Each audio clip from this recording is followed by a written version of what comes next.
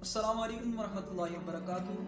चमगादड़ जिसे कोरोना का जिम्मेदार भी करार दिया गया और फिर इसे अवार्ड से भी नवाजा गया, माहिरीन और साइंसदानों को अभी तक जिसके बारे में ये पता नहीं चल सका कि ये परिंदा है या जानवर है। चलने के साथ साथ उड़ता भी है। वाहिद दूध देने वाला जानवर है जो दूध भी देता है और उड़ता भी है। ये तकरीबन 100 मील फी घंटा की रफ्तार से ही उड़ता है।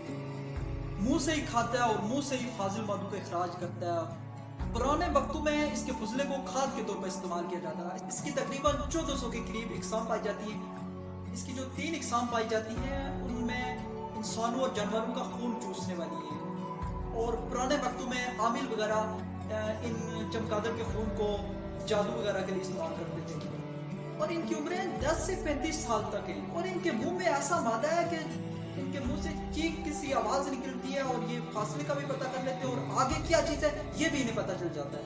आगे क्या चीज है ये भी ये मालूम कर लेते हैं। इनकी खुराक कीड़े मकोड़े, पतंगे, पत्ते और मच्छर वगैरह है। अच्छा, इंसान का जो सबसे बड़ा दुश्मन मच्छर है, 1 घंटे में एक चमगादड़ तकरीबन 1200 के करीब मच्छर खा जाती है। फसलों को नुकसान पहुंचाने वाले कीड़े मकोड़ों को चमगादड़े खा जाती हैं और चमगादड़ों को उल्लू, सांप और अकाब वगैरह खा जाते हैं। जो सबसे बड़ी चमगादड़ है उसका साइज तकरीबन 6 फीट है और जो सबसे छोटी चमगादड़ है उसका साइज इस अंगूठे जितना है।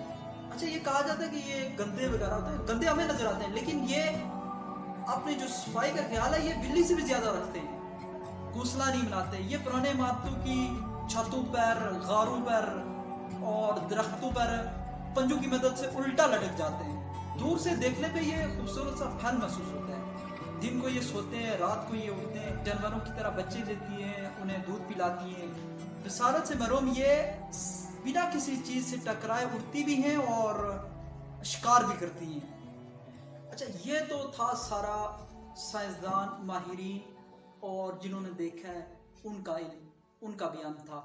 तो अब आते हैं हजरत अली रदी अल्लाह अन्हु के इल्म की तरफ। बुक है नाजुल बलागा, खुतबा नंबर 133 में चमगादड़ का जिक्र किया। चमगादड़ के बारे में हजरत अली रदी अल्लाह अन्हु का बयान। दिन का उजाला इनकी आंखों को सकेड़ देता है। चमकते हुए सूरज में इनकी आंखें चुदिया जाती हैं कि जिनकी नूर पाश शाहों की मदद से वो अपने रास्तों पर आ जा सकें। इन्हें नूर की तजल्लियों में बढ़ने यानी नकलो हरकत से रोक दिया जाता है और इनके पोशीदा ठिकानों में इन्हें छुपा दिया है ताकि वो अंधेरों में निकल सकें। दिन के वक्त इनकी पलकें झुलक कर आंखों पर लटक आती हैं, लेकिन तारीकियां इनकी आंखों को देखने से नहीं रोकती। जब सूरज निकल आता है तो वो अपनी पलकों को आंखों पर झुका लेती हैं और रात की तारीकियों में जो मुआश हासिल किया होता है इस पर अपना वक्त सर्फ करती हैं। सुभान अल्लाह, जिसने रात इनके कस्बे मुआश के लिए और दिन आराम और सुकून के लिए बनाया है और इनके गोश्त ही से इनके पर बनाए। इनको 2 पर लगे हुए हैं कि जो ना इतने बारीक हैं कि फट जाएं और ना इतने मोटे हैं कि बोझल हो जाएं और उड़ ना सकें।